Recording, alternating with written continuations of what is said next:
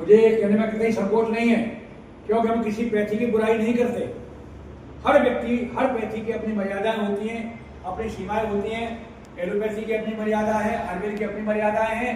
लेकिन ये बताने में कोई संकोच नहीं है कि जिस समय कोरोना का आतंक शुरू हुआ तो आईसीएमआर ने स्पष्ट रूप से कह दिया कि नहीं साहब, आयुर्वेद की किसी औषधि को हम प्रयोग नहीं कर सकते, क्योंकि एविडेंस बेस्ड नहीं है, यह साक्ष्य आधारित नहीं है। जब तक साक्ष्य आधारित नहीं हम प्रयोग नहीं कर सकते। मैं विश्व आयुर्वेद मिशन का अंतर्राष्ट्रीय अध्यक्ष हूं, उसके नाते मैंने प्रधानमंत्री के साइट पर पीएमओ में भी भेजा, नीति आयोग को भी भेजा, हमने लिख करके भेजा कि जो भी औषधियां हाइड्रोक्सीक्लोरोक्विन, आइवरमेक्टिन, एजिथ्रोमाइसिन, रेमडेसिविर, आप सभी लोग जानते हैं, सभी लोग इससे परिचित हैं।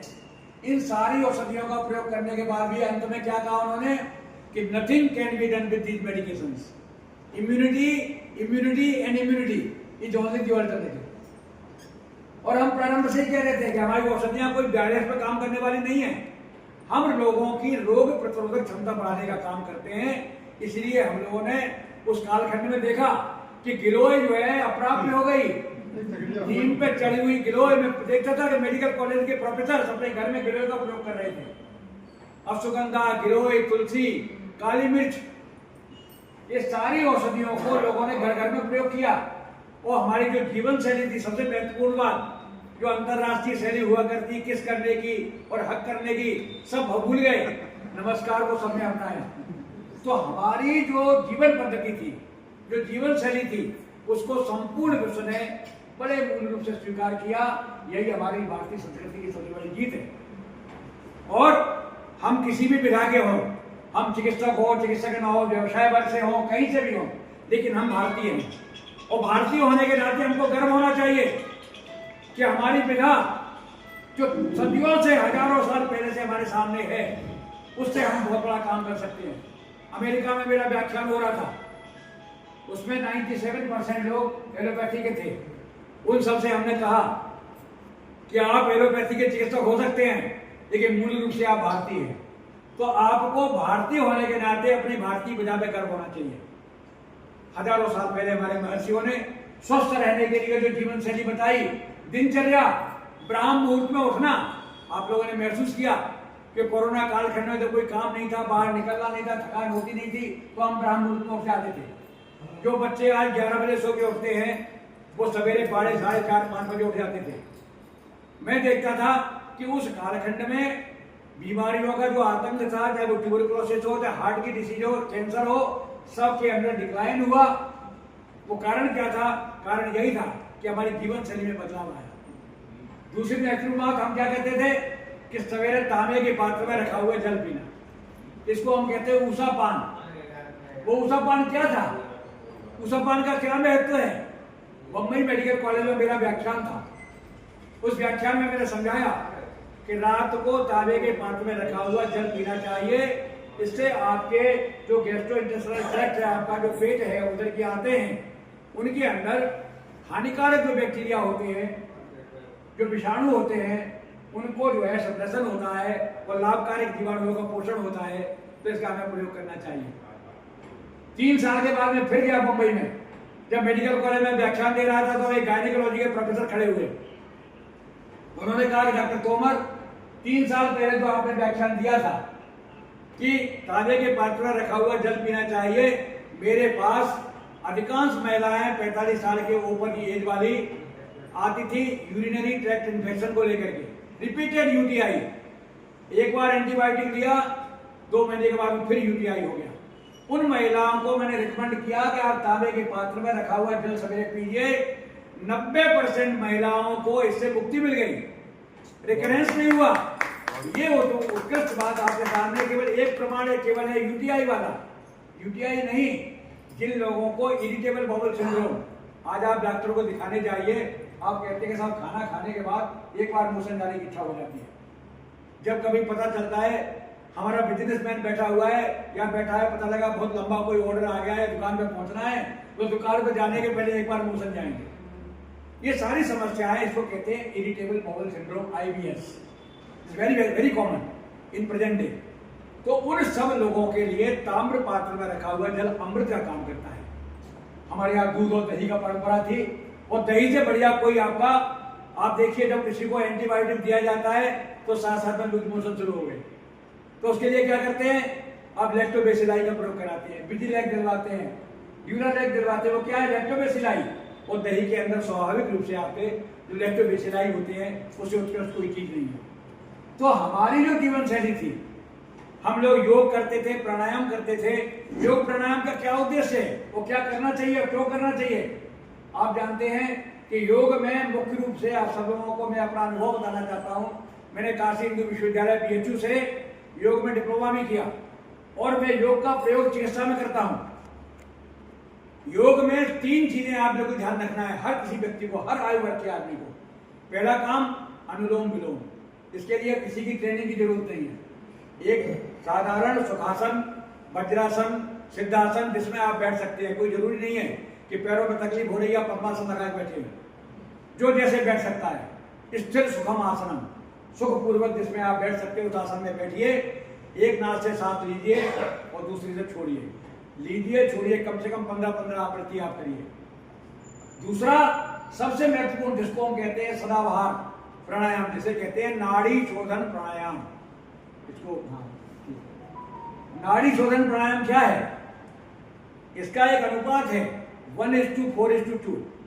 आपने एक नाक को बंद किया, 10 तक गिनते हुए सांस को खींचा, 40 तक गिनते हुए रोका, और 20 तक गिनते हुए छोड़ा। 1:4:2। धीरे धीरे अभ्यास करके आप 1:4:2 और 1:4:2, 1-4-2, 1-4-2, ऐसी 15 आवृत्तियां आप करें, और धीरे धीरे करके इसका समय बढ़ाएं। उसको हमने 10 से बढ़ा के 20 किया, 30 किया, 40 किया, 50 किया। आज मैं जो करता हूं 50 में गिनती में देता हूं, 200 तक रोकता हूं और 100 में छोड़ता हूं। इसका लाभ क्या होता है, कोरोना कालखंड में आपने महसूस किया, जब आप जांच कराने जाते थे, लंग्स का क्या कराते थे, HRCT में क्या मिलता था कि साहब आपका केवल 30% लंग काम कर रहा है। और आज कोई कोरोना नहीं है, आज आप जांच कराइए, किसी का 20% काम कर रहा है, किसी का 30% काम कर रहा है, किसी का 40 कर रहा है। क्यों, क्योंकि हम शैलो रेस्पिरेशन, सांस लिया छोड़ा, सांस लिया छोड़ा, रोकते ही नहीं है। तो सांस को रोकने से आपके लंग्स के एल्वियोलाई अधिक से अधिक काम करना शुरू करते हैं, और जब लंग्स के एल्वियोलाई काम करना शुरू करेंगे तो अधिक से अधिक ब्लड आपका ऑक्सीजनेट होगा, ऑक्सीजनेट होगा तो आपको एनर्जी अधिक मिलेगी और आपके हर अंग की सक्रियता बढ़ जाएगी। तो नाड़ी शोधन प्राणायाम जिसको हम कहते हैं सदाबहार प्राणायाम, इसका अभ्यास जरूर करें। तीसरा, हमने खुद का अपना प्रोटोकॉल बनाया है, उस प्रोटोकॉल में हमारे परिवार के सभी सदस्य करते हैं। उसमें क्या करना है कि 3 बातें याद रखिएगा कि आपका जो वर्टिकल कॉलम है, रीढ़ की हड्डी है, ये जितनी इलास्टिक रहेगी, जितनी लचीली रहेगी, उतनी आपकी उम्र बढ़ जाएगी और उतना ही आपकी सक्रियता बढ़ जाएगी। सर्प जो होता है, सर्प की वर्टिकल कॉलम सबसे ज्यादा इलास्टिक होती है, तो सर्प सबसे अधिक समय तक जीता है और सबसे अधिक सक्रिय होता है। आप यहाँ इशारा करेंगे सब दूर भाग जाएगा। और मगरमच्छी सबसे स्टिफ होती है, सबसे कम उम्र होती है और सबसे कम निष्क्रिय होता है। तो इसलिए अगर आपको सक्रियता बढ़ाना है, लाइफ स्पान बढ़ाना है, तो आप अपने इलास्टिक को बढ़ाना है, इलास्टिसिटी बढ़ानी होगी। कैसे बढ़ाएंगे, 3 तरह के आसन करना है। Forward bending of the spinal column, backward bending of the spinal column, sideward bending of the spinal column and twisting of spinal column. केवल 4 तरह के आसन अपने जीवन में उतारें। फॉरवर्ड बेंडिंग में क्या करेंगे, आप पद्मासन, सुखासन, वज्रासन किसी में बैठ जाएं, हाथों को पीछे बांध लें, सांस को छोड़ते हुए नाक को बाएं घुटने बनाएं, घुटने पे स्पर्श कराएं, नाक सांस को रोकें और सांस लेते हुए ऊपर जाएं, फिर बीच में रोकें, बीच में ले जाएं, ऊपर आए, ऐसे दाहिने घुटने पे जाएं। इसको हम कहते हैं योग मुद्रा। योग मुद्रा का अभ्यास कम से कम 15 से 20 बार तक आप करें। ये आपका फॉरवर्ड बेंडिंग हो गया, ज्यादा कोई परेशानी की जरूरत नहीं है। दूसरा आसन होता है बैकवर्ड बेंडिंग। आप लेट करके जो भुजंगासन करते हैं, सर्पासन करते हैं, हाथों को टेक करके सांसों को सांस लेते हुए ऊपर उठिए और सांस को छोड़ते हुए नीचे आइए। कोई जल्दबाजी नहीं करना है, काम एंड क्वाइटली, क्योंकि योग और व्यायाम में यही भेद है। व्यायाम में हम थकते हैं और योग में हमें अलर्टनेस आती है। हमारी एक एक्टिविटी बढ़ती है, हमारी क्रियाशीलता बढ़ती है। तो आपने कहा भुजंगासन किया, चक्रासन किया, या आपने धनुरासन किया, इसमें आपका फॉरवर्ड बैकवर्ड बेंडिंग हो जाती है। साइडवर्ड बेंडिंग के लिए जो आप कोणासन करते हैं, ये साइडवर्ड बेंडिंग आपकी हो जाएगी। और अर्ध मत्स्येंद्रासन जो करते हैं, उसमें आपका ये ट्विस्टिंग होती है, स्पाइनल कॉलम हो जाएगा दोनों तरफ से। ये 4 तरह के आसन में 20 मिनट करिए। और सूक्ष्म व्यायाम, हमारे सीनियर सिटीजन भाई जो बैठे हुए हैं, हम लोगों के लिए बुढ़ापे को तो दूर रखना है, बुढ़ापा आएगा ही नहीं। बुढ़ापे को आने का सबसे बड़ा कारण है, हमने सोच लिया कि हमारी मैं सेवा में जब था, मैं कानपुर विश्वविद्यालय में आयुर्वेद यूनानी संकाय का डीन था। मैं यहाँ काम किया हूँ, यूनिवर्सिटी में आता था। रिटायरमेंट मेरा 2015 में हुआ, और 2015 में मैं 12 घंटे काम करता था 24 घंटे में, और आज मैं 14 घंटे काम करता हूँ रिटायरमेंट के बाद। और बुढ़ापे के लिए मैंने आर्टिकल लिखा हुआ है, बुढ़ापे के लिए समय नहीं है। बुढ़ापा घंटी बजाता है, हम दरवाजे नहीं खोलते। बहुत ज्यादा घंटी बजाएगा तो मैं खोल के कहता हूँ अभी मेरे पास समय नहीं है, जब मैं खाली होगा तब आना। याद रखिए, aimlessness is the first and foremost cause of ageing. उद्देश्य विहीनता, आपके पास कोई समय काम नहीं है, आप लेटे हुए हैं। अब हम क्या करें, दिन में भी लेटे हैं, रात को भी लेटे हैं, फिर शिकायत लेके आते हैं कि हमको नींद नहीं आ रही है। नींद कहाँ से आएगी? बॉडी 24 घंटे रिलैक्स हो रही है आपकी, तो नींद कहाँ से आपको आएगी? मैं चिकित्सा कर रहा था, तो मैं आप बैठता था सिविल लाइन्स में, हनुमान मंदिर में इलाहाबाद में। एक सज्जन अपने पिताजी को लेके आए, वो आगे कहते हैं सर ऐसा है कि हमारे पिताजी को जो है 3 महीने से नींद नहीं आ रही है। हमने कहा 3 महीने पहले क्या परिवर्तन हुआ इनकी जीवन शैली में कि साहब ये जो है रिटायर हुए हैं। भाई रिटायरमेंट को कोई बीमारी नहीं है, रिटायरमेंट तो सबका होता है। तो हमने क्या काम करते थे? बोला साहब मालगाड़ी में गार्ड थे, तो हमने कहा एक काम करिए, अपने घर में एक झूला डलवाइए और इनको 1 घंटे झुलाइए। उसने झूला डलवाया, 1 घंटे झुलाया, फर्स्ट क्लास नींद आ गई। जो आदमी लगातार जिंदगी भर झक झक झक झक झक मालगाड़ी में चला हो तो पूरी जीवन शैली बदल गई। तो मित्रों, एकदम बीमारी का निदान, बीमारी का इलाज नहीं करना है, बीमारी का कारण जानना है, क्यों नींद नहीं आ रही है। और नींद ना आना बीमारी नहीं है, नींद ना आने के बारे में सोचना बीमारी है। डेल कार्नेगी की पुस्तक है चिंता छोड़ो सुख से जियो। 23 दिन तक वो सोया नहीं एक दिन भी, और 24वें दिन उसको साउंड स्लीप आ गई। उसने कहा कि हमें नींद नहीं आती, कोई बात नहीं मैं लिखूंगा। वो लिखता गया, पढ़ता गया, काम करता गया, थकाता गया। 23 दिन के बाद लगातार फर्स्ट क्लास की साउंड स्लीप आई। तो नींद ना आना आपके मन की बीमारी है, उसको दिमाग से निकाल दीजिए और नींद की दवा लेने का कोशिश कभी मत करिए। तो मित्रों, तो जो जीवन शैली के बारे में चर्चा आपसे कर रहा था कि आपको ब्राह्म मुहूर्त में उठना है, योग प्राणायाम करना है, कम से कम 20-25 मिनट का समय निकालिए, उससे ज्यादा समय की जरूरत नहीं है। सूक्ष्म व्यायाम ये सब लोगों के लिए बहुत जरूरत है। जैसे आपको ये करना है तो आपने पहले ये हाथों को ये सूक्ष्म व्यायाम आपको नियमित रूप से करना है, जिससे आपके सारे के सारे जॉइंट्स एक्टिव रहेंगे। ये आपकी कलाई के लिए, ये फिंगर्स के लिए, ये आपके एल्बो के लिए, ये आसन आपको ये करना है। ऐसे ही पैरों का भी आपको करना है। हर अंग प्रत्यंग का सूक्ष्म व्यायाम करना है। Cervical spondylitis is very common problem in present scenario. हर आदमी कहता है कि साहब हाथों में झुंझुनी शुरू हो गई है या दर्द हो रहा है, किसी को जो है आपका फ्रोजन शोल्डर हो जा रहा है। तो नियमित रूप से अभ्यास करने के लिए गर्दन को ऐसे घुमाइए, बहुत धीरे धीरे ये करिए। सांस लेते हुए पीछे जाइए, सांस छोड़ते हुए नीचे आइए, और फिर कंधे पे हाथ रखने के बाद में क्लॉकवाइज एंटी क्लॉकवाइज 15-15 बार ये काम करिए। इसके करने से आपकी वर्टिब्रल कॉलम में जो सर्वाइकल की प्रॉब्लम हो रही है उससे आप निजात पा जाएंगे। नियमित रूप से अभ्यास करिए, आप सर्वाइकल से मुक्त हो जाएंगे। तो ये सारी चीजें आपको योग करना है, आसन करने के बाद प्राणायाम करना है, प्राणायाम के बाद में आपको टहलने के बारे में बताना चाहूंगा कि चक्रमण से अच्छी कोई एक्सरसाइज नहीं है। प्रातः काल टहलना है। और जिनको हृदय रोग हो, हाई ब्लड प्रेशर हो, तो जरूरी नहीं है कि ठंडों के समय में आप टहलने के लिए जाएं। चेस्ट को प्रोटेक्ट करके आप शाम को टहलिए, लेकिन टहलिए। और 45 मिनट्स मिनिमम 45 मिनट आपका ब्रिस्क वॉक होना चाहिए। ब्रिस्क वॉक का मतलब पसीना आ जाए। ऐसा नहीं कि आप टहल रहे हैं। मैंने अधिकांश मित्रों को देखा है, आप लोग कोई बुरा मत मानिए, सब महिलाएं बैठी हुई हैं, आप लोग बैठे हुए हैं, कि हमारे बुजुर्ग लोग टहलते हैं और टहलने के बाद में आपस में बात क्या करते हैं, हमारी बहू बहुत नालायक है, सवेरे चाय बना के नहीं देती। तो तो वही बहू की बात छोड़ दीजिए, वहां कम से कम मुक्त होकर के टहलिए जिस काम के लिए आप गए हुए हैं। तो आपका उद्देश्य भी सही होना चाहिए। उद्देश्य आपका सही है कि मन से आप टहल रहे हैं, उस समय सबको ऑफ कर दीजिए। बिजनेस के बारे में नहीं सोचना है, कम से कम 1 घंटा टहलते हैं, उस समय श्वास प्रश्वास को ध्यान रखते हुए आराम से मस्त होकर चलिए, आप आनंद लीजिए। तो ये आपका व्यायाम टहलना ये हो गया। अब आता है नाश्ते की बात आती है। नाश्ते में देखिए, हम लोग घर से जब बाहर निकलते हैं फ्रूट्स का खूब प्रयोग करिए। और याद रखिए, आरोग्य भारती हमेशा बताती है, हमारे आदरणीय अशोक कुमार वासने जी भाई साहब आपके लगातार आते हैं, यहाँ जो प्रचारक रहे हैं, तो उन्होंने यहाँ गांव-गांव देखा है, हर व्यक्ति को देखा हुआ है। तो आप याद रखिएगा, देश काल के अनुसार, ऋतु के अनुसार भोजन करना है। भोजन में बहुत महत्वपूर्ण बात है। भोजन में आहार सबसे महत्वपूर्ण है। आहार, निद्रा और ब्रह्मचर्य, ये 3 चीजें हमारे जीवन के मूल है, ये उपस्तंभ है हमारे। आहार कैसा होना चाहिए, आहार की मात्रा कितनी हो, कितना आहार करें, कब करें, कैसे करें, किसके साथ क्या ना खाएं, ये सारी चीजों की जानकारी हर व्यक्ति को दिलाना चाहिए। यही आरोग्य भारती का मूल दायित्व है।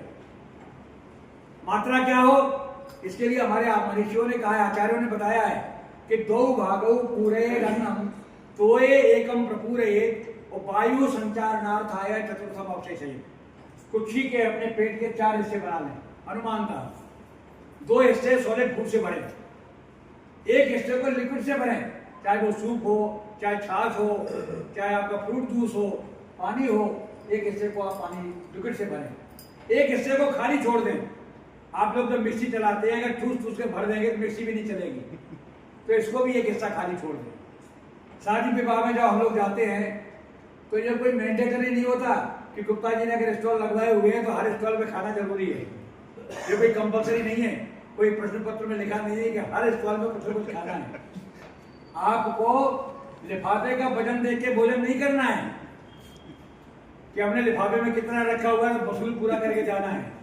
आपको अपनी कुक्षी का ख्याल रखना है, जो आपके लिए सूटेबल है उतनी मात्रा आपको खाएं। इसको कहते हैं भोजन की मात्रा का ध्यान रखना है। इसे कहते हैं मात्रा राशिवत भोजन, जो आपके लिए रिकमेंडेड है उसका हम सेवन करें। अकाले चाति मात्रम चाहिए असात्मम यज्ञ भोजन मिथ्याहारम इत्युक्तः सदा कम परिवर्तन। अकाल भोजन, अकाल का मतलब क्या है? हमारे पास महिलाएं दिखाने आती हैं पेशेंट्स, हम पूछते हैं क्या परेशानी है? डॉक्टर साहब पेट में जलन होने लगती है, गले में खट्टा खट्टा और पैसा पानी आ जाता है, जलन होती है। और क्या होता है कि साहब गैस बहुत बनती है। आप भोजन कब करती हैं, नाश्ता कब करती हैं? अरे डॉक्टर साहब नाश्ता कैसा, बच्चों को टिफिन बना के तैयार करके भेजना है, फिर हस्बैंड का टिफिन तैयार करना, उनको नाश्ता कराना है, करते कराते पूजा करते करते हमको 12-1 बज जाता है। जो महिला 12-1 बजे तक ब्रेकफास्ट नहीं करेगी तो उसको ये समस्याएं सामान्य रूप से होंगी। ये स्वास्थ्य हमारे लिए महत्वपूर्ण है, आरोग्य ही सबके लिए महत्वपूर्ण है, क्योंकि हमारे यहाँ धर्मशास्त्रों में कहा गया है कि धर्मार्थ काम मोक्षाणाम आरोग्य मूलम उत्तमम रोगा तस्यापहर्तारा श्रेष्ठ जीवितस्य। 4 उद्देश्य होते हैं हर व्यक्ति के। धर्म, कुछ रिलीजियस काम करना है, अर्थ पैसा कमाना, काम अपनी कामनाओं की पूर्ति करना, मोक्ष अल्टीमेटली मोक्ष की प्राप्ति करना। ये चारों का मूल क्या है? आरोग्य। जब आप स्वस्थ रहेंगे तभी आप धर्म कर्म कर पाएंगे, स्वस्थ रहेंगे तभी आप अपनी कामनाओं की पूर्ति कर पाएंगे, स्वस्थ रहेंगे तभी आप मोक्ष की प्राप्ति कर पाएंगे। इसलिए हमको स्वस्थ रहने का पहले प्रयास करना चाहिए। तो भोजन को हम समय से करें, काल भोजन। IIT चेन्नई का एक स्टूडेंट हमको दिखाने आया, बोला सर हमने गूगल पर सर्च किया तो हमको आपका नाम मिला, तो सर मैं IIT आ रहा हूँ वहाँ से, हमें परेशानी क्या है? सर हमको IBS है। क्या भोजन का समय है? कि सवेरे ब्रेकफास्ट करके निकलते हैं तो लंच का भी जब टाइम मिला तब लंच हुआ, और डिनर कब करते हो? कि रात का कभी 1 बजता है, कभी 2 बजता है।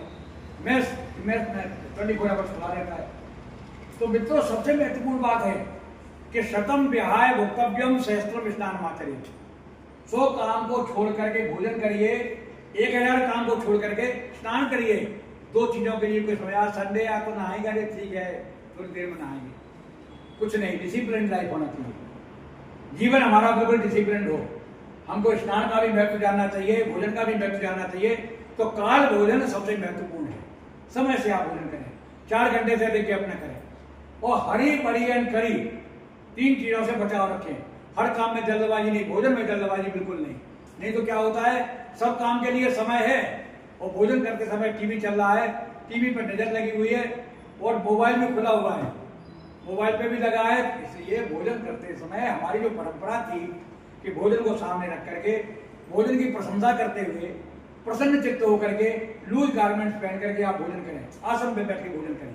कारण क्या था? भोजन की प्रशंसा करना। हमारे गुरुजी थे, काशी हिंदू विश्वविद्यालय में पढ़ रहा था, प्रोफेसर बाबूलाल मिश्रा जी, तो उन्होंने बड़ा सिखाया हमको। भोजन जब सामने आता था तो पहला कौर चुड़ा कहते, वाह क्या दिव्य भोजन है। एक दिन हम उनके साथ खाना खा रहे थे, तो सब्जी में मैंने जैसे रोटी डाला तो सब्जी में नमक ही नहीं था, और वो कह रहे थे वाह क्या दिव्य भोजन है। मेरी सब्जी में नमक नहीं है। बोले नमक ही तो नहीं है, भोजन तो दिव्य है। इसलिए जो है भोजन की निंदा किए बिना भोजन की प्रशंसा करती हो आप खाई, तो बनाने वाले को भी आनंद आएगा और खाने वाले को भी आनंद आएगा, उसका आपको लाभ भी मिलेगा। तो भोजन की प्रशंसा करते हुए सही तरीके से आप भोजन करें। और असाध में भोजन हमारी बड़ी गलत परंपरा चल रही है। जहां देखिए, चाहे आप YouTube खोलते हैं बच्चे और चलते हैं, हर सब्जियों के अंदर मलाई भी डाल रहे हैं, दही भी डाल रहे हैं, टमाटर भी डाल रहे हैं, सारी चीजें जो है असाध में हैं। लॉन्ग टर्म में ये तमाम बीमारी पैदा करते हैं, इनसे हमको बिल्कुल बचाव करना चाहिए। दही के साथ में नमक का प्रयोग वर्जित है, यह साथ में है। आज नहीं तो कल 10 साल के बाद आपको लगातार कोई ना कोई इस तरह की बीमारी, एलर्जिक डिसऑर्डर होगा, डॉक्टर इसका निदान नहीं कर पाएंगे। इसलिए दही का अनुमान है खांड सारी, मिश्री या आपका चीनी, गुड़ मिलाकर के दही का सेवन करें। दही का जो नमक मिला के हम रायता बनाते हैं, छाछ में मिला सकते हैं, छाछ में नमक का प्रयोग हम कर सकते हैं। ये सारी चीजें हमारे यहाँ जो दी गई हैं, ये इसे कहते हैं असाध में भोजन। पीने विरुद्ध, मछली खा के आए, ऊपर से दूध पी लिया। मछली और दूध पीने से लिपोडेमा की शिकायत लोगों को आती है, सफेद दाग बन जाता है। तो किस भोजन के साथ किसका सेवन करना है कि नहीं करना, असाध भोजन। मैं गुप्ता जी को एक पुस्तक उपलब्ध कराऊंगा, स्वस्थ जीवन शैली। क्या खाएं, कैसे खाएं, कितना खाएं, कब खाएं, ये बहुत महत्वपूर्ण है। हमें बच्चों को भी जानकारी दें। मित्रों, हमारी जो किचन है, हमारी जो रसोई है, वो रसोई केवल भोजन बनाने का एक कमरा नहीं है। उस रसोई से निकला हुआ भोजन जब हम परिवार के बीच में बैठ करके करते हैं, तो हम बच्चों में संस्कार देते हैं। ये महत्वपूर्ण नहीं है कि आपका बेटा अमेरिका में और यूके में कितने लाख के पैकेज पर है। महत्वपूर्ण ये है कि बेटा कितना संस्कार प्राप्त किया है। मैं अमेरिका में गया तो अमेरिका में कैलिफोर्निया में मैं आश्रम में गया, तेजोमयानंद जी जो चिन्मय मिशन के अंतर्राष्ट्रीय अध्यक्ष हैं, उन्होंने अपने आश्रम में बुलाया हमको, वो एक किताब भेंट किया। उस किताब का नाम था पेरेंटिंग। बोले हमारे पास NRI आए, इंडिया वाले, उन्होंने कहा कि सब हम अपने बच्चों को संस्कार देना चाहते हैं भारतीय, उनको भारतीय संस्कारों का ज्ञान नहीं है, तो आप कुछ मराठी व्याख्यान दीजिए। तो लोगों ने कहा कि महाराज जी क्या व्याख्यान देंगे, इनकी खुद शादी नहीं हुई है, इनको क्या अनुभव है पेरेंटिंग का। तो कुछ लोगों ने कहा कि महाराज जी तो इनके तो पेरेंट्स रहे होंगे, इनको बोलने दीजिए। तो महाराज जी ने जो व्याख्यान दिया वही पुस्तक के रूप में प्रकाशित हुआ। व्याख्यान का 2 चीजें बहुत ही महत्वपूर्ण हमको सुनी, मैंने शुरू में पढ़ा किताब को। पहली बात ये थी, ममे वांसो जीव लोके सत्यभूत सनातना। उन्होंने लिखा कि आपका बच्चा सीधे ही उस परम परमात्मा से जुड़ा हुआ है जैसे आप जुड़े हुए हैं। आपका कोई माध्यम नहीं है कि आप जुड़े हैं, आपके माध्यम से भगवान से जुड़ा हुआ है, बिल्कुल नहीं। यू स्टैंड नोवेयर, जैसे आप भगवान से जुड़े हैं वैसे वो भगवान से जुड़ा हुआ है। इसलिए आप उसके भाग्य विधाता नहीं है। आप सुविधा उपलब्ध कराइए, संस्कार दीजिए, उसको जो बनना है वो डेस्टिनी तय करेगी। विद्या, विवाह, यश, जन्म और मृत्यु, ये 5 चीजें गर्भकाल में निर्धारित हो जाती हैं। आप खूब प्रयास कर लीजिए, हम बच्चे को इंजीनियर बनाएंगे, हम डॉक्टर बनाएंगे या बिजनेसमैन बनाएंगे। बच्चे को जो बनना होगा वो पहले से तय है। आप केवल सुविधा उपलब्ध कराइए, उसके पठन पाठन की व्यवस्था करिए, बच्चा जहाँ बनना होगा अपने आप बनेगा, उसके लिए परेशान मत होइए। दूसरी महत्वपूर्ण बात लिखी थी कि culture can be caught, it can not be taught. संस्कार पढ़ाए नहीं जा सकते, संस्कार अनुसरण किए जाते हैं। The way you behave with your parents, आपका बच्चा भी वही आपसे करेगा। जिस प्रकार से आप अपने माता पिता और बड़ों के साथ आचरण करते हैं, बच्चा देख रहा है, वही बातें अपने आपके साथ करेगा। तो सबसे महत्वपूर्ण बात है कि मैं अपने घर से निकलते समय माताजी पिताजी के पैर छू के निकलता था। आज बच्चों को बताना नहीं पड़ता, बच्चे घर से बाहर निकलते हैं सवेरे तो हम लोगों के पैर छू के जाते हैं।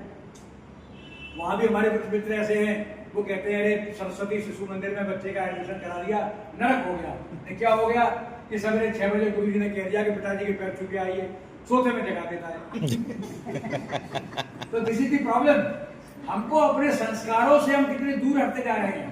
मैं एक दिन ट्रेवल कर रहा था, एक बस में बैठ करके, एक स्कूल के बच्चे थे, टीचर्स भी बैठे हुए थे, टीचर्स भी हंस रहे थे और बच्चे हंस रहे थे। बोला रामचरितमानस का दूसरा नया एडिशन आ गया है। बोला क्या है कि प्रातः काल उठ के रघुनाथा, माता पिता गुरु मारे लाता। पहले माता पिता गुरु नावे माता था, तो बदल गया है साहब। क्या हो गया है कि माता पिता गुरु मारे लाता, अब ये हो गया है। तो ये कल्चर हमारे बच्चों में कहां से आ रहा है, इसमें हम हंस रहे हैं। टीचर्स वर लाफिंग, स्टूडेंट जो कह रहा था वो तो कह ही रहा था, उसको और बढ़ावा मिलता है कि हम अच्छी बात कह रहे हैं, लोग हंस रहे हैं। तो हमको अपने बच्चों में संस्कार दान करना है। मित्रों, आपको ये जान के आश्चर्य होगा कि अमेरिका में किचन का कल्चर खत्म हो रहा है। स्विगी और जोमेटो ने स्थान ले लिया है। आज हमारे बच्चे भी क्या करते हैं, पापा आप देर से पहुंचेंगे, आप चिंता नहीं करिए, खाना आप ऑर्डर कर दे रहे हैं, वो आपके पास पहुंच जाएगा। जिस घर में माँ अपने प्रेम से बच्चे के लिए रसोई बनाती है, उसमें माँ का स्नेह और प्यार जो कहते हैं, वो संस्कार बनाने के लिए बहुत आवश्यक है। तो हमको इस संस्कार को दूर नहीं जाने देना है। आप जानते हैं कि आजकल डायबिटीज की राजधानी हो गया इंडिया। उसका इस समय जैसे बता दीजिएगा आपको। एक छोटा सा कार्ड रहेगा तो आपका सम्मान। अरे हो गया ये सम्मान, ये बड़ा सम्मान है। ये बात में करनी है, बात पहले होना तो अरे हो गया सम्मान। इससे बड़ा सम्मान क्या है, कितने महान सब व्यक्ति सुन रहे हैं, सम्मान ही हमारा। तो थोड़ा समय और है, कंटिन्यू बहुत अच्छा लग रहा है।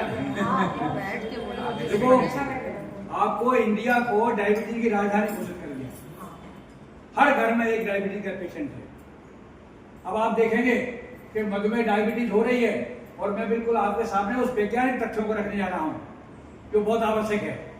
डायबिटीज क्यों हो रही है? क्योंकि हमारी जीवन शैली बदल गई। हम एक्सरसाइज नहीं करना चाह रहे। एक घर में अगर 4 मेंबर है तो चारों बात करते दिखाई नहीं पड़ेंगे। वाइफ अपने मोबाइल पर है, पति अपने मोबाइल पर है, बच्चे अपने मोबाइल पर है। फिजिकल एक्सरसाइज बिल्कुल, ग्राउंड से बच्चे दूर चले गए, ग्राउंड पे जा ही नहीं रहे हैं। इंडोर गेम क्या होता है, यही इंडोर का काम कर रहा है। फेसबुक, व्हाट्सएप, इंस्टाग्राम, ट्विटर, ये हमारे दुश्मन हैं। घर से इन 4 चीजों का प्रयोग कम से कम तय कर लीजिए बच्चों के लिए कि आप देखिए ऑटिज्म के शिकार बच्चे हो रहे हैं। माँ बाप अपने बच्चों को, हस्बैंड वाइफ दोनों वर्किंग हैं, बच्चों कोई रोए नहीं और हम काम करने में अपने चले जाएं, बच्चे को मोबाइल पकड़ा दिया। 90% बच्चे ऑटिज्म के शिकार हो रहे हैं। तो ये सारी चीजें। और दूसरी बात, आप सब लोगों से मेरा आग्रह है कि आरोग्य भारती का ये निर्देश है कि अपने घर से 2 सफेद दुश्मनों को बाहर निकाल दें। वो 2 व्हाइट एनिमीज वो क्या है? सफेद चीनी और सफेद नमक। सेंधा नमक प्रयोग करिए, पिंक साल्ट, और चीनी की जगह पर गुड़ का प्रयोग करिए। जगरी पाउडर तमाम कंपनी अच्छा बनाती है। अगर आपको चाय भी बनाना है तो आपका टाटा की कंपनी का बहुत बढ़िया जगरी पाउडर आता है, आप लीजिए, 1 चम्मच डालिए, पीजिए, तो आपको 2 निकाल देना है। दूसरी बात, refined oil is very dangerous. आपको अगर प्रयोग करना है तो क्या करना है? सरसों का तेल, मूंगफली का तेल, 2 तेल का ही प्रयोग आपको करना है। तीसरी इंपॉर्टेंट चीज, इन तेलों का भी जब आप प्रयोग करें, trans fat is very dangerous. आप जो है एक्सरसाइज तो कर नहीं रहे हैं, आपने तेल या घी में पूरी बनाई और बनाने के बाद में उसको आपने बचे हुए को रख दिया, दूसरे दिन फिर प्रयोग किया, वो बहुत खतरनाक है। ट्रांस फैट हार्ट के लिए विष का काम करता है। हम लोग क्या करते हैं? और तीसरी बात इंपॉर्टेंट, देसी घी। देसी घी में गाय का देसी घी और गिर गाय का देसी घी करीब 3500 रुपए किलो मिल रहा है। 3500-3200 रुपए किलो। उस गिर गाय का घी या घी जो भी आप घर में यूज करते हैं, desi ghee can be use on dining table, not in the kitchen. याद रखिए, आप अपनी डाइनिंग टेबल पर रखिए, दाल में डाल के खाइए, तड़का मत लगाइए, दाल में घी डाल के खाइए, रोटी में लगा के खाइए, बिल्कुल डेंजरस नहीं है। तो ये 3 चीजों का अनुसरण करना है। और देसी घी में बनाई पूरी आपने प्रयोग कर लिया, कभी महीने में 15 दिन में बनता है, कभी यूज किया, बचे हुए देसी घी इतना डालिए कि यूज हो जाए, थोड़ा बहुत बचता है उसको निकाल दीजिए, उसको यूज मत करिए। वो महिलाएं जो काम करने वाली बाई हमारे यहाँ आती है, तो पूछती है कि इस महीने में पूरी कम बनी है क्या, क्योंकि बचा हुआ घी उसमें इकट्ठा हो जाता है, वो ले जाती है, क्योंकि वो लेबर करती है, काम करती है, वो लोग आसानी से पचा देते हैं। तो ट्रांस फैट नहीं लेना है, देसी घी का प्रयोग पराठे पूरी के रूप में नहीं करना है, और हमको मूंगफली का तेल या सरसों का तेल प्रयोग करना है। इससे बढ़िया उत्तम कोई चीज नहीं है, इसका हम लोग प्रयोग करें, ये बहुत आवश्यक है, ये आपके लिए लाभकारी है। मधुमेह की मैं बात कर रहा था, मधुमेह में हर घर में एक व्यक्ति डायबिटीज का रोगी हो रहा है, और ये साफ शब्दों में लिखा हुआ है कि in spite of sufficient glucose control with insulin and other oral hypoglycemic drugs its complications are inevitable. आप चाहे इंसुलिन ले रहे हो या कोई अंग्रेजी दवाई ले रहे हैं शुगर को कंट्रोल करने वाली, तब भी आपके शरीर के जो महत्वपूर्ण अंग हैं, आंखों का रेटिना, आपका हृदय, आपके गुर्दे, आपके शरीर की नसें, ये सारी की सारी कॉम्प्लिकेशंस के शिकार हो जाती हैं। आप कह रहे हैं कि हाथ पैरों में जलन हो रही है, आंखों का चश्मा बढ़ रहा है नंबर, किडनी खराब होना शुरू हो गई, क्रिएटिनिन बढ़ गया, ब्लड यूरिया बढ़ रहा है, ये सारी समस्याएं जो आपको पैदा होती हैं, किससे होती है? डायबिटीज के कॉम्प्लिकेशंस। तो डायबिटीज अपने आप में कोई बीमारी बड़ी नहीं है, इसके उपद्रव बहुत घातक है। पता कब चलता है? अरे हम तो बिल्कुल ठीक है, कोई परेशानी नहीं है, जब जांच कराने के पता लगा शुगर बढ़ा हुआ है। तो जिन माता पिता के पास परिवार की फैमिली हिस्ट्री पॉजिटिव हो, माता पिता को डायबिटीज हो, तो बच्चों का भी आप जांच करा के जरूर रखें, और साथ साथ में औषधि की जरूरत नहीं पड़ेगी। रेगुलर एक्सरसाइज और डाइट कंट्रोल, यदि आपने डाइट कंट्रोल कर लिया, रेगुलर एक्सरसाइज किया, तो आप डायबिटीज से अपने आप को बचा पाएंगे। There is not a single part of the body right from brain to kidney which is not affected with the direct complication of diabetes. ऐसा कोई अंग नहीं है जो कि डायबिटीज से प्रभावित ना होता हो। शरीर को छलनी कर देता है, आंखें खराब, रेटिना खराब, इसलिए आप कंट्रोल करके रखिए। और आयुर्वेदिक औषधियां कंट्रोल कर देती हैं, दवाई भी छुड़ा दिया। मेरे पास ऐसे रोगी हैं जिनका 300 ब्लड फास्टिंग, 400-450 500 पीपी हुआ करता था, इंसुलिन ले रहे थे, इंसुलिन धीरे धीरे कम करवाया, उसके बाद ओरल पे आए, ओरल को कम करवाया, आयुर्वेद की दवाई केवल प्रयोग किया, आयुर्वेद की दवाई भी छुड़ा दिया, केवल नियमित रूप से रिलैक्सेशन प्रैक्टिसेज, शवासन का अभ्यास, निष्पन्द भाव और अर्धमत्स्यदासन लगवाया, और नियमित रूप से टहलने की 45 मिनट टहलना, और साथ साथ में डाइट कंट्रोल। आलू, चावल, चीनी जो कॉन्सेप्ट हमारे दिमाग में है, आलू का प्रयोग, आलू तो एक ऐसी सब्जी है कि जिसके बिना काम ही नहीं चलता। तो आलू हर घर में, हर हम सब लोगों से कहना चाहेंगे कि आपके घर में भी आलू प्रयोग होता है, तो आलू को छीलिए, काटिए और थोड़ा सा बॉइल करिए, उसके बाद उसको ड्रेन कर दीजिए, वॉश कर दीजिए, और फिर आप छोड़ दीजिए। बिल्कुल साली का प्रयोग कर सकते हैं, कोई नुकसान नहीं है। चावल, पुराना चावल माल निकाल करके आप प्रयोग करिए। एक कटोरी चावल में 80 कैलोरीज होती है छोटी कटोरी में, और एक चपाती में 80 कैलोरी होती है। अगर आपको 3 चपाती खाते हैं तो 2 चपाती 1 कटोरी चावल। ये संयम हमें करना है, ये आईसीएमआर गाइडलाइन है, तो आप एक को रिप्लेस कर सकते हैं। अब हम साउथ इंडिया में जाएं, किसी रोगी से कहेंगे आलू, चावल, चीनी नहीं, तो बिना चावल के वो क्या खाएगा? दूसरी महत्वपूर्ण बात, 2023-24 को हमारे प्रधानमंत्री महोदय की पहल पर अंतर्राष्ट्रीय मिलेट ईयर मनाया गया था। मोटे अनाज, श्री अन्न, जिसको प्रधानमंत्री ने नाम दिया, वो क्या था? ज्वार, बाजरा, सावा, कोदो, रागी, चना, कुटकी, कुट्टू, रामदाना।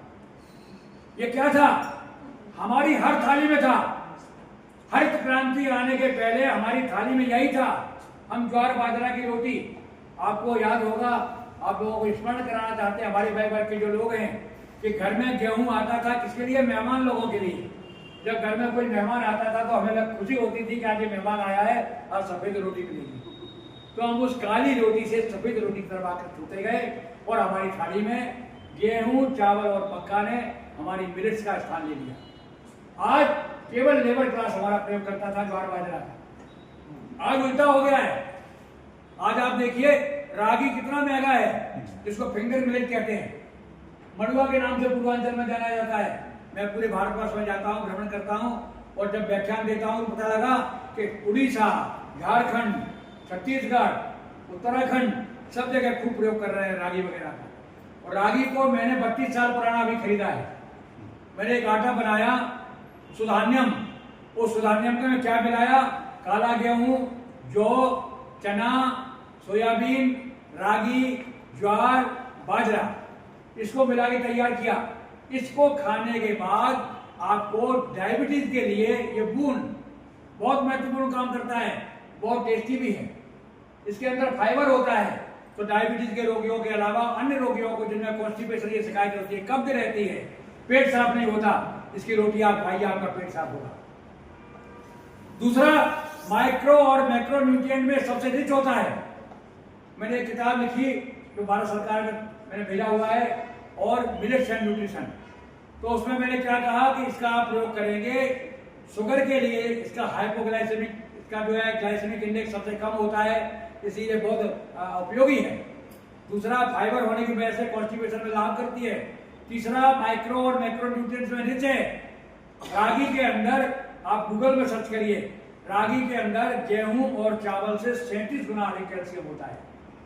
तो हमारे ग्रोइंग एज के बच्चे हैं जिनके लिए हम बॉर्नविटा इसका प्रयोग करते हैं, रागी का पाउडर ड्रिंक बनाए, तैयार करके बच्चों को खिलाएं, रागी के प्रिपरेशन बना के खिलाएं।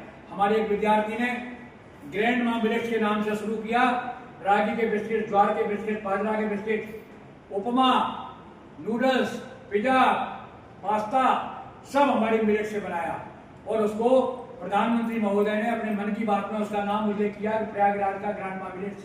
आप क्लिक करेंगे ग्रैंड मां मिलेट्स तो आपको सब जानकारी मिल जाएगी, ऑनलाइन आपको अवेलेबल। घर में जो हम चाय के साथ में बिस्किट का प्रयोग करते हैं, हम मिलेट्स के बिस्किट का प्रयोग करें, तो मिलेट्स को हम अपने जीवन में उपयोग करें। और साथ साथ में खान पान में आलू, चावल, चीनी, जैसा मैंने बताया कि चीनी की जगह पे हम गुड़ का प्रयोग करें। बिल्कुल परेशान होने की जरूरत नहीं है कि साहब शुगर फ्री ले रहे हैं। जो शुगर फ्री लेते हैं वो और नुकसानदायक है, वो भी केमिकल है। उससे अच्छा हमारा स्टीविया है। स्टीविया आपको मीठी तुलसी, इसका हम प्रयोग कर सकते हैं। और सीधा सा आप गुड़ का प्रयोग करिए, आधा चम्मच से 1 चम्मच गुड़ अगर आप चाय में डाल के पीते हैं, डायबिटीज में कोई नुकसान नहीं पहुंचाएगा। मैं लिख के दे सकता हूँ, मैंने डायबिटीज की पुस्तक लिखी, उस पुस्तक का पहले सेंटेंस है, मधुमेह अभिशाप नहीं वरदान है। यदि आपको पता चल गया कि हमको डायबिटीज है, तो अपने डाइट को कंट्रोल करेंगे, आप टहलेंगे, अपना जीवन शैली नियमित करेंगे, तो ये बहुत महत्वपूर्ण है। इसलिए आप अपने बारे में जानिए, 60 साल की उम्र के बाद में नियमित अपना चेकअप कराइए और अपनी दिनचर्या को सही करिए। रात्रचर्या मैं बहुत अच्छी महत्वपूर्ण बात बताना चाह रहा हूँ। दोपहर में अच्छा भोजन करिए, रात को कैसा भोजन करना चाहिए, रंग कपट भिखारी की तरह। कम से कम हम क्या करते हैं, उल्टा करते हैं, रात को चल चला के आए, काम करके खूब जम के भोजन किया और 12-1 बजे तक फेसबुक और व्हाट्सएप पे लगातार रहे और सोए गए। ये सबसे ज्यादा नुकसानदायक है। रात्रि का भोजन कम से कम, और कब करना है भोजन, शाम को। जैनिज्म में जैन लोग क्या करते हैं, रात को 6 बजे के पहले भोजन कर लीजिए, सूर्यास्त के पूर्व भोजन कर लीजिए। अगर संभव नहीं है, मैक्सिमम अप टू 8 PM। मैंने इसको अपने परिवार में उतारा, मेरे बच्चे सब करते हैं, मैं भी करता हूँ। 8 बजे डिनर हो जाता है। अगर कहीं डिले हो गया तो स्किप कर देंगे, हम केवल दूध पी लेंगे, डिनर नहीं करेंगे। तो हमको अपने जीवन में उतारिए, परिवार में उतारिए, जहाँ जाइए रिजिड होकर इसका फॉलो करिए। और हमारे यहाँ क्या होता है, रात के 11 बजे गाना बजता है, अभी तो पार्टी शुरू हुई है। तो हमको इन सबसे दूर आना, बाहर आना होगा, और निश्चित रूप से हम अपने रात्रचर्या, दिनचर्या, ऋतुचर्या, किस ऋतु में क्या खाएं, किस ऋतु में क्या न खाएं।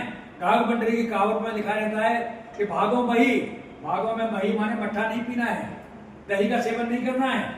ये सारी की सारी चीजें वैज्ञानिक तथ्यों से बराबर है। इसलिए हमारी परंपरा में जो चीजें बताई गई हैं उनका अनुपालन करें। और याद रखिए, हमारा संस्कार कहता है, अभिवादनशीलस्य नित्यं वृद्धोपसेवनम चत्वारकस्य वर्धन्ते धनुर्विद्याचूरम्। जो व्यक्ति अभिवादनशील होता है, बड़ों का आदर करता है, नित्यम वृद्धोपसेवनम, अपने से बड़े बुजुर्गों का सम्मान करता है, चत्वारकस्य वर्धन्ते, उसकी 4 चीजें बढ़ती है, विद्या, धन, यश और बल। तो हम अपने इन संस्कारों को बच्चों के अंदर आदान करें। और बुजुर्गों से भी मैं कहना चाहता हूं कि अपने बातों को इस एज ग्रुप में आने के बाद don't try to compare your children to follow you blindly. जबरदस्ती के इंस्ट्रक्शन मत दीजिए, राय आपसे मांग रहे हैं तो आप दे दीजिए, और ये फॉलो मत करिए कि हमारी बात सिर्फ सुना नहीं, ये बहू हमारी बात सुनती नहीं है, बहू कर रही है, बहुत अच्छा कर रही है, अपने आप लेट देम डू। बंधन मत बनाइए, उनके ऊपर थोपिए मत, आप सुखी रहेंगे, प्रसन्न रहेंगे। तो मैं सोचता हूँ कि मुझे इस अवसर पर यही कहना चाहिए। और मैं आपको बता देना चाहता हूँ कि यदि आप स्वस्थ जीवन शैली का प्रयोग करते हैं, लंबे समय तक आप स्वस्थ रह सकते हैं, आपको कोई परेशानी नहीं हो सकती। और इस